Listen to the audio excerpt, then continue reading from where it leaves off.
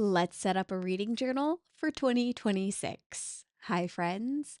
Welcome back to my channel. If you're new here, my name is Torey, and I am setting up a reading journal for next year. I am going to be using another Archer and Olive journal, and I have a couple of inks pulled out, two from Close to My Heart, which are not available anymore, and then Warm Buff from Pink Fresh Studio. And I think that they're also discontinuing their inks. I'm not even sure anymore what's going on.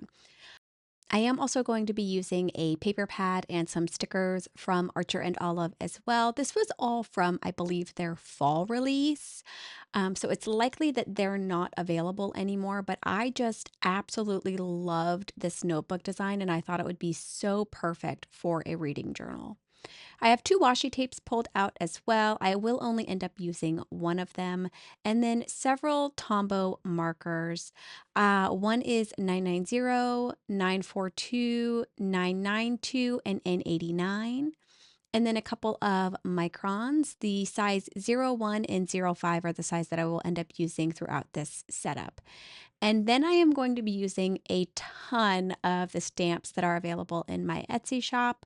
The Bookshelfie Alphabet Typewriter Alpha Complete, the Mini Alphabet Typewriter, the Reading Journal stamp, and the My Bookshelfie stamp, and the numbers and days, I think are all of the ones that I just shared.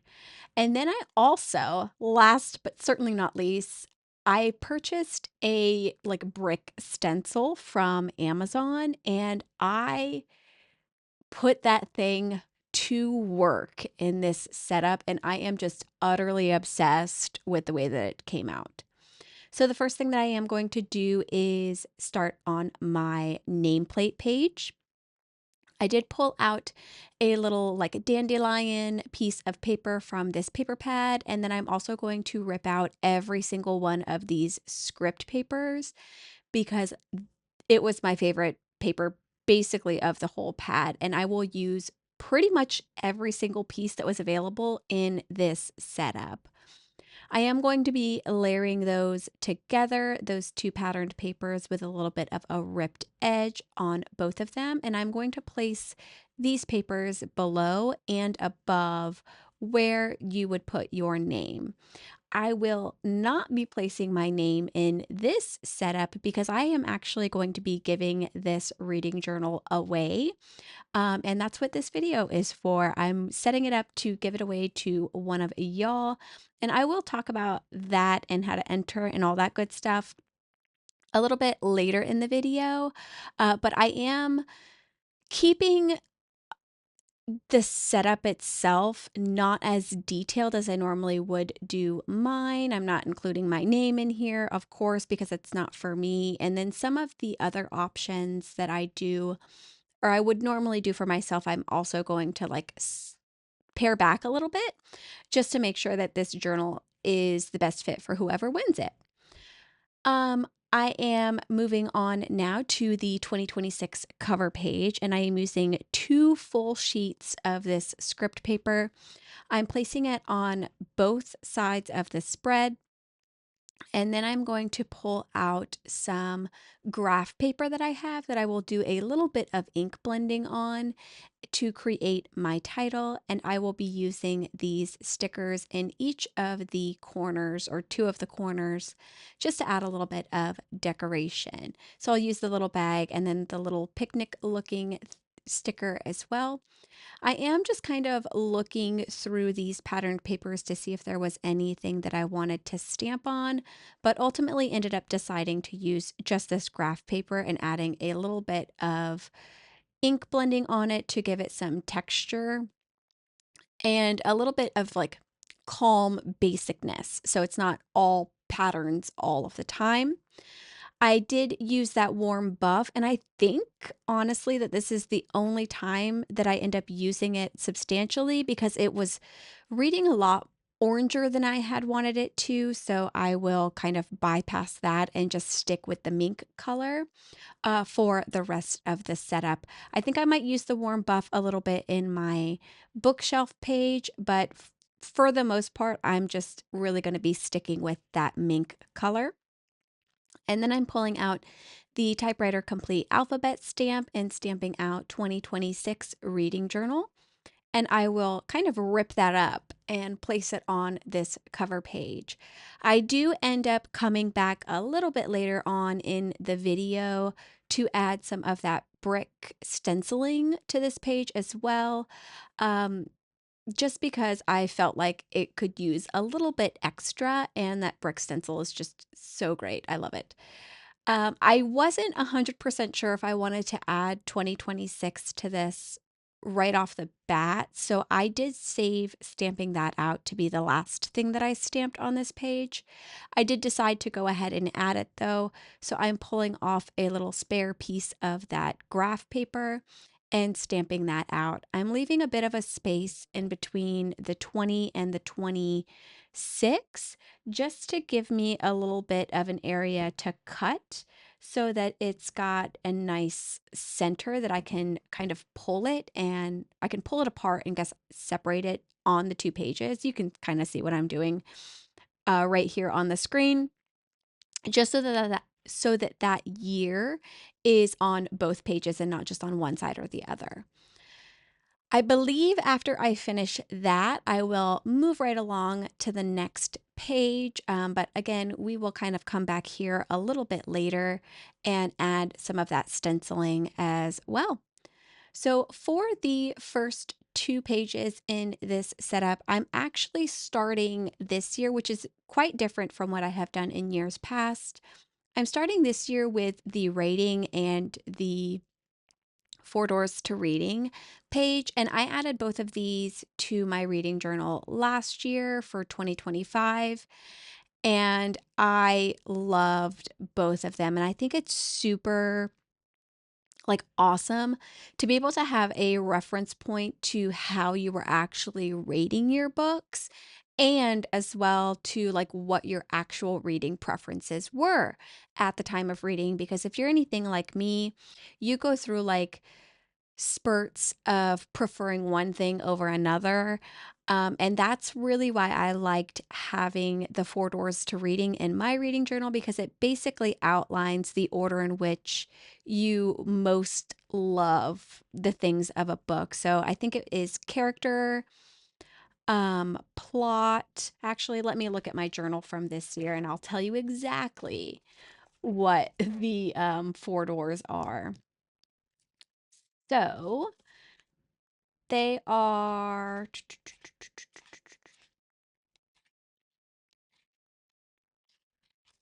character, story, language, and setting. And basically, what this is doing is telling you, if I, for the most part, as me, for an example, right now, my number one thing in a book is the characters. If I don't connect with the characters and I don't like the characters, that book will almost guaranteed to be a very, very low rated book for me.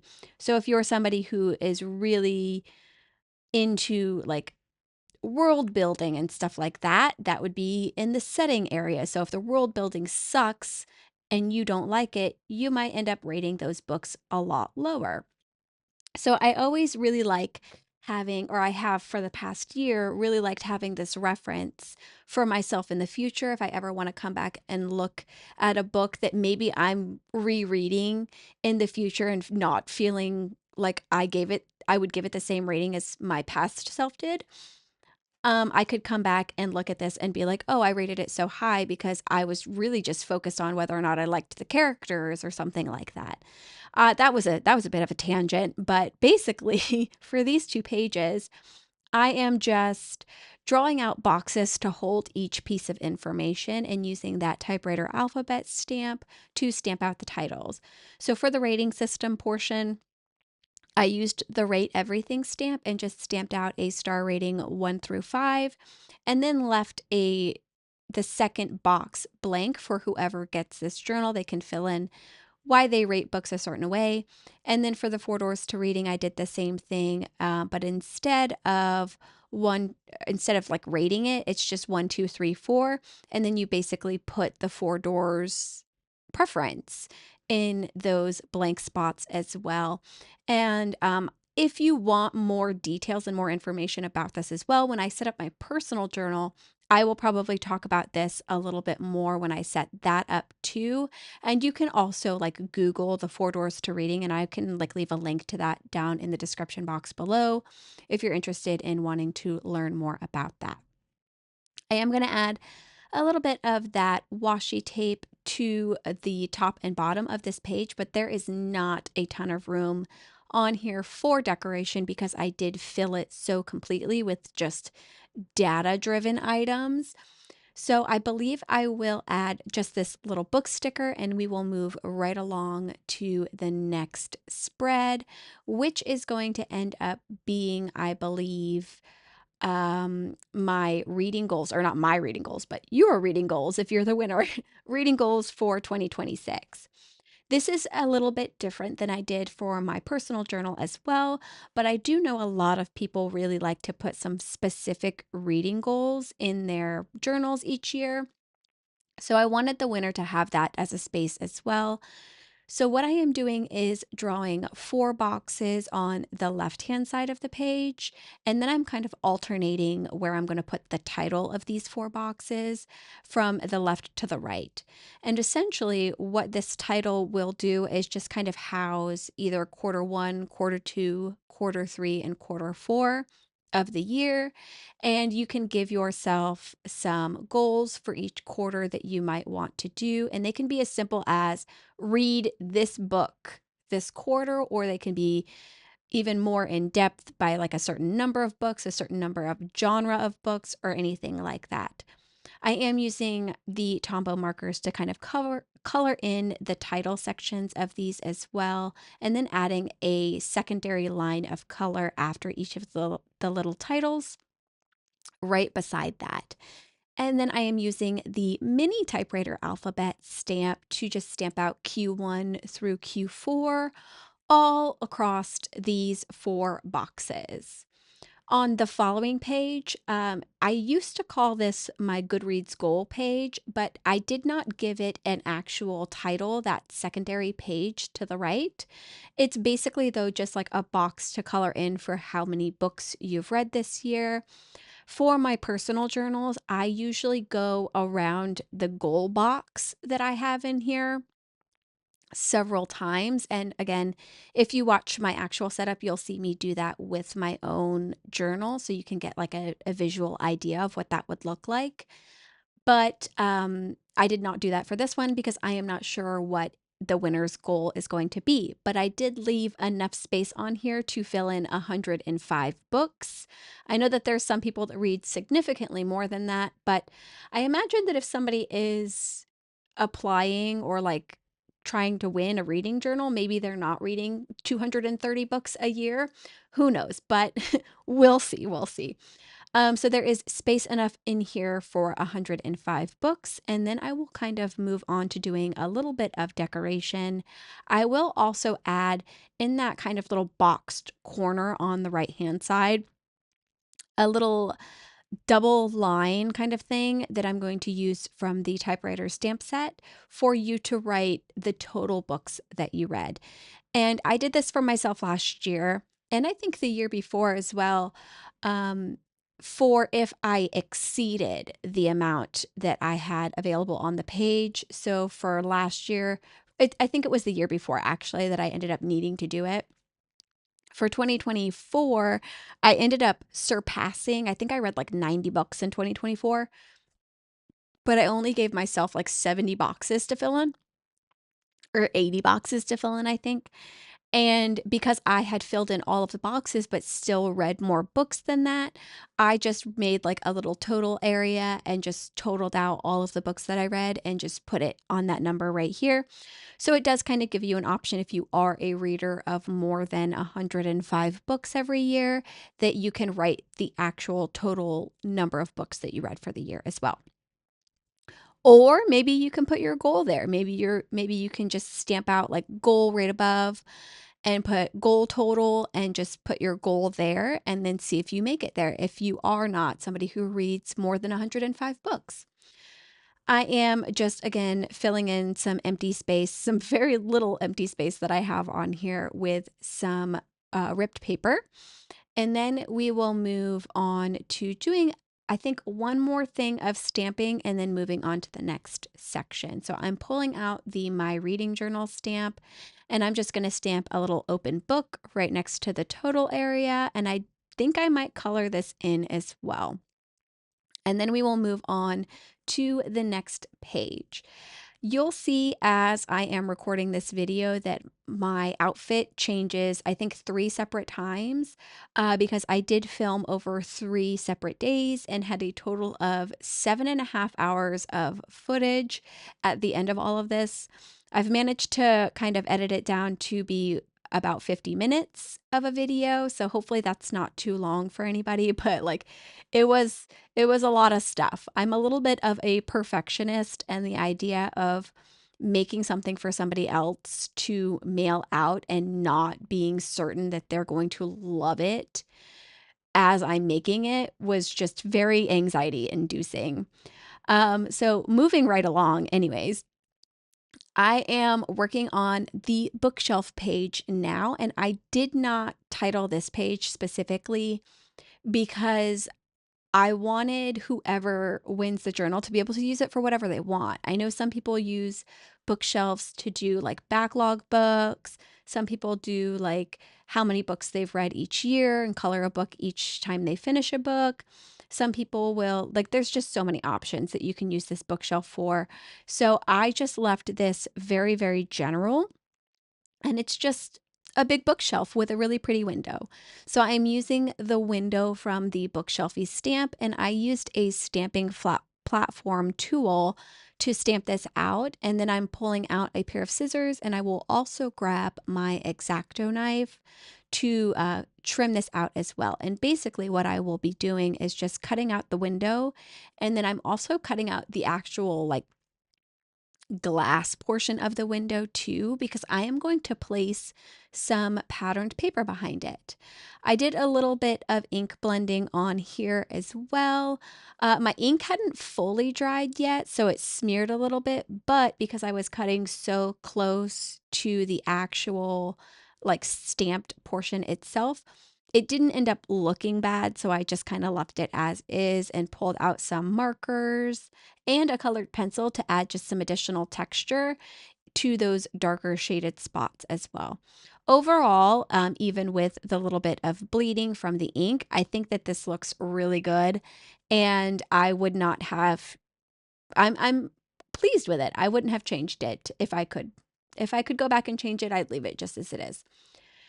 So I'm pulling out that X-Acto knife, and I'm going to go ahead and cut out all of the little window squares. Again, so that I can put a piece of patterned paper behind this. Originally, I wanted this to be similar to how I did it for my reading journal last year, where I had a piece of like wooded scenery pattern paper. But the scenery that I could find in the actual paper pad that I was using just it was like bright blue and like bright orange, and I didn't feel like that matched what I was doing at all. So what I ended up doing was finding a piece of paper from another paper pad that I had, and it ended up working out really well. I would have loved for this dandelion pattern to fit because I would have used that if it did, but it was a little bit too small. So I found this open book paper that ended up having like letters sprinkling off of it and a little bit of greenery as well. And I decided to put that behind the window, and I was just so pleased with the way that it looks. It matches the bookshelf super well. This is going to be also the first time that I pull out this stencil and realize just absolutely how much I love it. So I'm stenciling behind or above this first part of the bookshelf that I'm doing. I'm stenciling up here a lot of this grid pattern because I want it to kind of look like a wall, of course. A window goes on a wall, you know. And then I am redrawing out the lines for my bookshelf. You'll notice that all of the lines that I'm doing in this setup are non-ruled lines. There's a couple of ruled lines, but for the most part, I'm doing them all hand-drawn so that they're a little bit wonky. And I am going through and doing them in a 0.5 Pigma micron and then going over them a second time with the 0.1 Pigma Micron to give a little bit of line variation, as well as also kind of be able to maybe correct some of the over swerviness that I maybe didn't intend to do so much of. I find going over the line a second time really helps in those instances. And the reason I decided to go the route of doing all hand-drawn lines instead of ruled lines is because I'm far too much of a perfectionist just in my own like general life. And again, the idea of making this for somebody else to use and feeling like it's not good enough for whoever wins it was a little bit overwhelming. So I decided that I would just hand draw all of them. That way I'm not aiming so hard for perfection, because like there's no possible way that perfection is even an option with the way that I'm drawing these lines. I don't know if that makes sense. All that to say, please be kind to me in the comments if you don't like the journal, because it might make me cry. It's honestly the reason I haven't done one of these previous to now, because it's just very overwhelming to me to kind of make something for somebody else and not know if they're going to like it and want it to be absolutely perfect. So I tried really hard to do the best I could. I am really happy with the results of the notebook, even though it is very neutral and maybe not as bright and colorful as I see some of these kinds of setups and giveaways are. But also, I would imagine that if you didn't like the journal, you probably wouldn't apply for the giveaway. So there's that too. And that's something that I had to remind myself of many, many times while I was working this. Because if you don't like it, you're not going to like ask for it, right? Like, so the people that are applying for the giveaway are going to be people that I would assume really like the journal. All that to say, let's move right back along to the setup. So I'm creating two bookshelves, one full page bookshelf and one half page bookshelf. And there should be, if I counted correctly, enough books on this bookshelf to color in at least 105 books. There might be 106, but I'm not 100% sure about that. There should at least be 105, just because if you want to have a book colored in for every book that you read for the year, that is available and an option. I did also hand draw all of the books instead of stamping them out, just to make sure that I could fit all of the books on these shelves. And I also went behind the books, and I'm using the N89 Tombow brush pen to just color in the back and add like a little bit of like layered coloring behind, like immediately next to the books, I guess is what I'm trying to say, to give it like a little bit of a shadow look. And that's what I'm doing right now. And I will go in and do the second shelf as well. There's not a lot of decoration behind this shelf or around this shelf outside of the window and the candle. But I also didn't want to kind of go into multiple pages, just because like it wouldn't, I don't know. I just didn't want to go into multiple pages, I guess. So that's why it ended up looking like this. And this is probably one of my most favorite bookshelves that I have done, honestly. I am adding just a teeny tiny piece of the script pattern paper to the top, because I realized that I used nothing on that page that I had used on other pages. So I just wanted to incorporate that a little bit to match some of these other pages. But like I said, I will go back and add that not grid, but that brick pattern to the title page as well. So that'll kind of sync those up a little bit more too. Moving right along again, I feel like I've probably already said that so many times, so I'm sorry if you keep hearing me repeat myself over and over again. But this page that we're working on now is going to be the upcoming releases page. This is the same style that I did last year, and I really enjoyed it throughout my reading journal for this year, I guess, not last year, but like I set it up last year. That's why I keep saying last year. But this time I have my numbers and days stamp set that has all of the months of the year. I don't know if I had this last year actually when I set this up originally, but it's got all of the months January through December. And I am adding an extra little line down the middle, one line for like a checkbox to show if you've read the book, and then a second line, which I'm highlighting now, for you to put the date that the book you're looking at releases into, and or the date it releases. And then I will go in and start just doing some decorating on this page as well. I believe I am pulling out, or I will pull out some washi tape. Maybe not on this one. Maybe it's the next one. I'm using more of the actual script paper for this one. And I am using this 5mm like corner punch to punch out and give me rounded corners on a lot of the pattern papers. I kind of hate this corner punch. I think I need one that's actually more true to size with what the Archer and Olive rounded corners are, because I don't like that they don't match perfectly. And yeah, the 5mm is not the size that I need. I think I need like 10mm. If you know, let me know down in the comments below.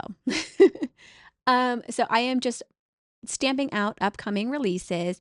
I've pretty much got all of the actual like line work and marker work done on this page, and everything else will just be decoration. And for the most part, I think I'll end up just doing this pattern paper and some of that grid work as well, that grid stenciling. So let's see, what else do I have to say? This is random, but I am using a Close to My Heart archival black ink.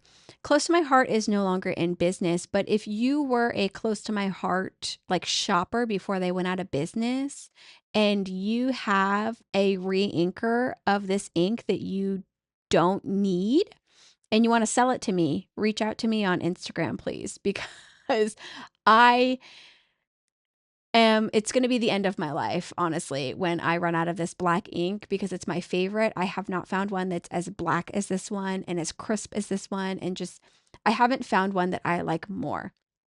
And I was never able to get my hands on a re-inker, probably for that reason, because everybody loved it. So if you've got one that you're willing to part ways with, send me a message on Instagram. My Instagram is linked down in the comments below, and let's chat about it. So I'm back to doing the stenciling again, and here's where I came back to my cover page, and I am going ahead to add some of that brick to the cover page as well as the nameplate page too. And I'm being very loose every time I use this stencil, and you'll see it specifically when I get into doing the 5-star review spread, because I think that's the most noticeable there. I am using an ink blending brush for this, and I will press lighter and press harder in certain areas just so it's like super mismatched how dark the ink is for those, and as well how like consistent it is. I wanted it to kind of look like an old like broken down like brick wall, and I think that I did achieve that pretty well. So the next two pages that we're working on are a recommended page and a DNF page. I am using the mini typewriter alphabet to stamp out title, source, and reason for each of these two areas. And the one thing that I do not have in any of the stamp sets that I've created so far is a frickin' check mark. And I was so upset with myself that I didn't have a check mark to put next to the recommended section. So that's cool, I guess. But I did draw just with a pen a check mark in that little recommended section next to title. And that spot's basically just for you to check off if you read a book that somebody recommended to you. DNFs is on the other side, so any books that you did not finish, there is a space for a title and a reason why you didn't finish it.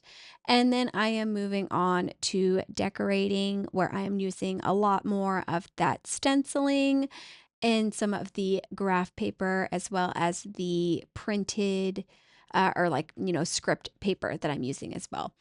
I pulled the notebook down a little bit for some reason or another. I'll eventually move it back up. I don't know why I had it down that low. I think I was trying to get really close to see something, and I was trying not to stick my head in frame. But there we go. I'm back to the normal spot now. So I did end up using the parts of this graph paper that I did with that warm buff ink that I blended with that, because I thought that the orange was a little bit more like reasonable when it was ripped up and kind of cut and covered up and stuff like that.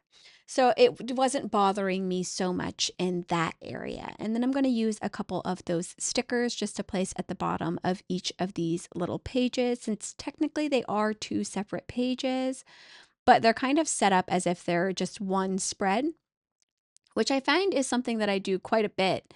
Normally, if I've got two pages that like don't really have anything to do with each other, I will set them up as if they're a spread instead of just one page each. That way I can make it matchy-matchy across both spreads. And that's basically what I've done here. I did tape down another piece of the ripped script paper that I was adding some extra tape to at the top.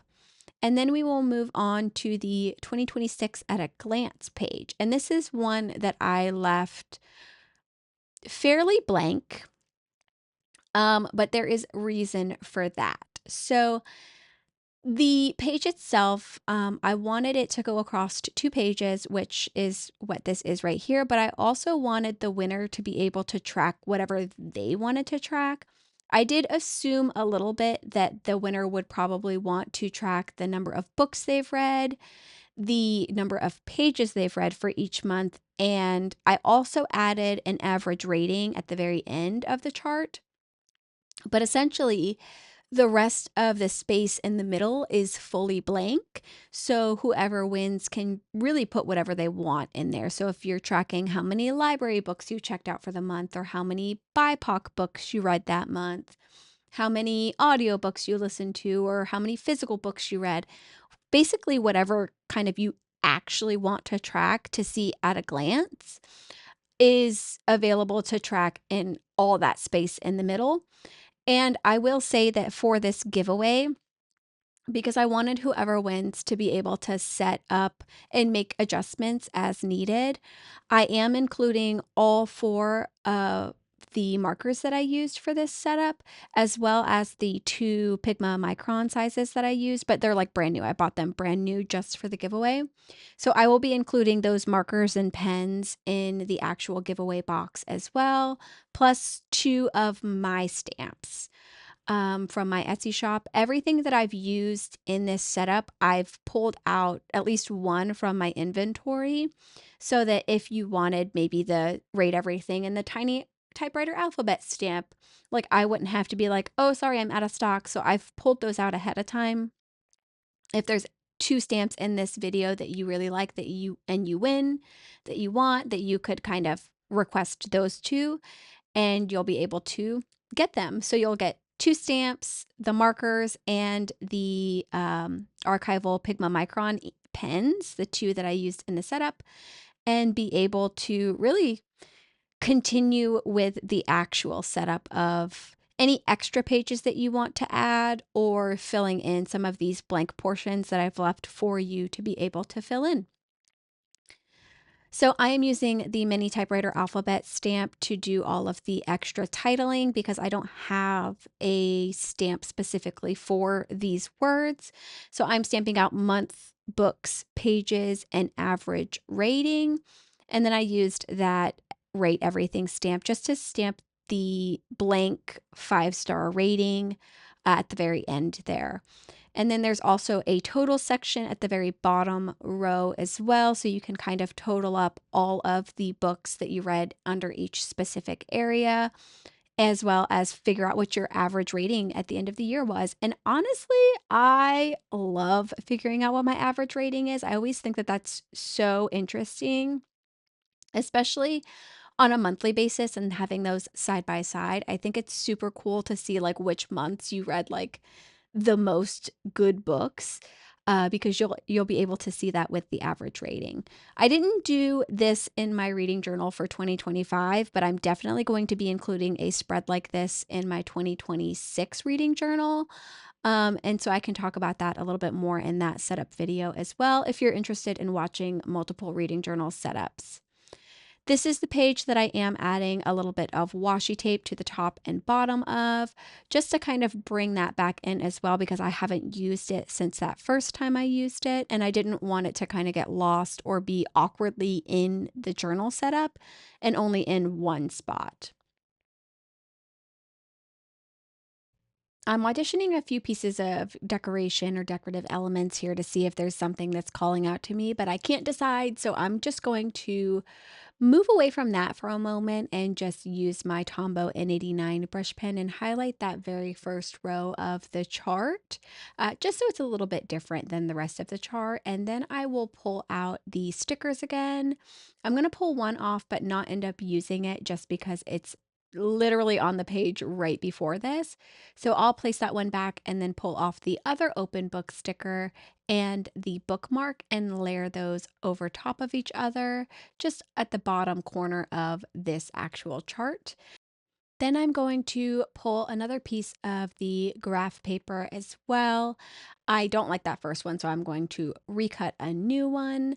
Normally when I have pages that I'm ripping up, I will put it back on my paper trimmer just to give it a straight edge again, because I find that to be easiest to be able to get the kind of directional tear that I want. So that's what I was doing just there. So I will tape this down, and then I'm going to pull out the reading journal stamp set, or my reading journal stamp set, and I'm going to stamp out some of the little icons that I've drawn out for this stamp set as well. I will pull off the little open book and then the super tiny icons. There's a headphones icon and then just a little teeny tiny book icon. And both of these icons, I think, fit pretty perfectly within a 5mm dot grid, so they're nice and tiny. So I will pull those out as well and stamp those around my open book, and then pull out the little heart stamp and just basically stamp that all over. After I've got most of the stamping done, and then I will add a star as the very last kind of decorative doodle stamp. As soon as I've got those all stamped out, I will pull out some various versions of the markers that I'm using, various colors, and I will color each of them in. I'll color the hearts in, and then the book itself I will color in as well. And I think that I'm using the N89 for the books, and then I will alternate between the 992 and the 990. I think, if I'm remembering correctly, I don't actually have the numbers on these markers anymore because they're so used. So I think that might be the way that I ended up going for those two. The next page that we will work on is going to be the series tracker page. This one is going to be very, very bare. And that is because I do not know how you want to track your series, and there's just so many different ways to do it. So I set it up in a way that could accommodate a couple of different ways. So the first thing I'm going to do is stamp out my title, which is just going to say series tracker, and then I will use the stencil to stencil out some grid work on a big portion of the right hand page and then the bottom of the page, the left hand page. So I will get all of that stenciled out, and then I'm going to start doing some decoration. And I also draw a line in what I thought was going to be the middle of these two pages, but it ended up being like one dot grid space or half a dot grid space over. So it's not perfectly the middle, which bothers me a lot, but I can't really do much about that part now. So I will draw a line down the almost middle of each page. And on the right hand page, I'm going to end up just highlighting the very first row in that Tombow N89 brush pen on either side of the line that I'm going to end up drawing. And the reason that I'm doing that is because my idea for this particular series tracker was that you could put the title of the series in that highlighted line, which obviously, again, the winner will receive that marker, so they'll have that to be able to continue adding their books. But the plan, the goal, the idea, I guess, was that you would write the series in that Tombow marker. in that highlighted line. And then either underneath that, you could list out in a list format each of the books that's in the series. Or if you're somebody who does a lot of series reading, you can just draw like little boxes underneath that title and then have each box just be a book that's in the series. Instead of listing them all down vertically, you could just fill one row with whatever boxes you might need, maybe 2 rows if it's a humongous series. But if you want to see the names, then it's a list option as well. So that's why I didn't do too much prep work on this page, just to kind of give the winner like the choice of how they would want to track their series if they even are a huge series reader. I am myself a big reader of like series, but most of my series are like standalone series where they like all evolve the same universe, but like not the exact same couple or people or whatever the whole time. So, what I do is I won't add a book to the series tracker. I won't add a series to my series tracker unless I plan on reading every single book in that series, which, to be completely honest with you, doesn't happen with me a ton. So I usually have very few books on my series tracker. And so, because of this, for next year for my journal for 2026, I think that I will be doing a similar setup to this one, but just doing a list of each of the actual book titles that's in the series and something like that. So if you want to see what that ends up looking like, then that's kind of that's going to be in my next reading journal setup too. The next page, and this page right here, or this spread, and the bookshelf spread are my two most favorite spreads in this whole setup. I'm obsessed. I love them both so much. So, this is going to be the 5-star reads spread. And basically, I just covered both of these pages in this grid. I don't know why I keep calling this a grid, this brick pattern. I am doing it all over. And this is the spread that I was speaking about earlier when I said that you can really see where I was trying, like, very heavy-handed, very light-handed between the two, and what kind of difference that makes. I'm having the hardest time speaking today, so I apologize if anything that I'm saying sounds weird, or my words don't word like they're supposed to. Like, I don't know what's going on, but like, sorry. So you can see, like, looking at the page, that some of the parts of the page are a lot darker than other parts of the page, but you can still see like really light bricks. And then some of the bricks are really dark, and it just kind of looks like wishy-washy, like all over the place. And then I'm going to take a piece of that script paper and I'm going to rip it like diagonally. I think I had like a nice, decently sized rectangle left. So I ripped that diagonally and I'm going to place that at the top left-hand part of the spread and the bottom right-hand part of the spread. And then I am pulling one of the super large stickers from this sticker sheet. I put it on just some sticker release paper from the other sticker sheet, and I'm actually going to cut this sticker in half with my paper trimmer, and I'm going to place those on each side of the spread as well.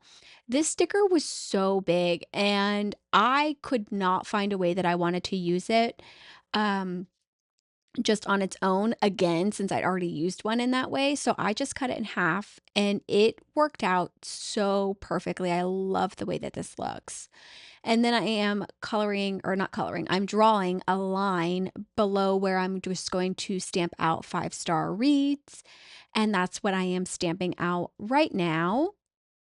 Once I get that stamped out, I decided that I was going to take one of my 5-star rating stickers. I had quite a few that didn't print and cut properly, or at least up to my standards. So I figured that I would use one for this setup. And it's basically just that, like, the white isn't the exact same size all the way around. Like, there's nothing wrong with the sticker itself. It isn't up to my standards. So I placed that sticker down and I'm going to color it in with my green Tombow marker. And I am going to peel this up and replace it down at least 3 times because I could not get this to be like as straight as I wanted it to. And I still don't think at this point in time that it's as straight as it could possibly be. So I might have to just do it off camera so that I can actually get above it and look at it. So that's it, I think, for that page. Yeah. We're going to move on to the last 2 pages of this setup, and it's going to be 2 challenge pages. So I'm going to be doing an A to Z challenge on the left-hand side, and then the right-hand side will house a daily reading challenge. And I did a lot of jumping around with this one because you guys have been watching me stamp nonstop this whole video, it feels like. So I skipped a little bit of the stamping and a little bit of the line drawing. But the A to Z challenge, if you do not know, is a challenge where you put the name of a book that starts with each letter of the alphabet, or you can do the name of an author, the last name of an author, or something else, or maybe just the book has to have that letter in it, in the title. You can really kind of morph that to whatever you'd like. I generally do the title of the book has to match each letter of the alphabet, and I will fill it in each year. And I've done it for like 3 or 4 years now, it feels like. The daily reading challenge is a 1 dot grid chart that I'm making that has every month and every day of the year. And you can just fill that in however you'd like. If you didn't read that day, you can color that square black. Or if you didn't read that day, you could like just do lines or something in that square too. Or you could color it in a different color. If you did read, if you listen to an audiobook, you can really do as many colors as you'd like. And I left a large space over on the right-hand side of this chart for you to be able to really specify what each color or each design or whatever you decide to fill in these boxes with, what each of those mean. And then I already did a little bit of the brick pattern over on the right-hand side of the daily reading challenge. I will also add a little bit of that brick pattern over on the left hand side of the spread, right above where it says A to Z challenge. And I'm also going to draw a box around each of my alphabet letters. I do really like this size because some of the stamped letters go outside of the box, and I think it's really fun to just leave those like little areas blank so it looks like it's overlapping. So that's what I did here. This is exactly how I set my A to Z challenge up for 2025, and I love it so much, and I think I'm going to do this again for my 2026 journal for sure. Actually, I think I might just copy this whole spread for my 2026 personal journal. So I added a little bit more grid, or not grid, a little bit more brick. And then I'm doing the double lines for the A to Z challenge as well. I will ultimately end up pulling out the piece of paper that I've been using just so that I don't smear any of the pen. Of course, this is a like hand-drawn journal, so I really hope that nobody's expecting perfection. There are quite a few little errors and mistakes throughout, so please don't expect perfection whenever you get this if you are the winner. Give me a little bit of grace because this is my first time ever doing one of these, and it's been very it's been a little stressful just because, again, I want it to be perfect and I know it's not perfect. So yeah. So anyways, let me talk about the actual giveaway real quick because we're getting close to the end of this video.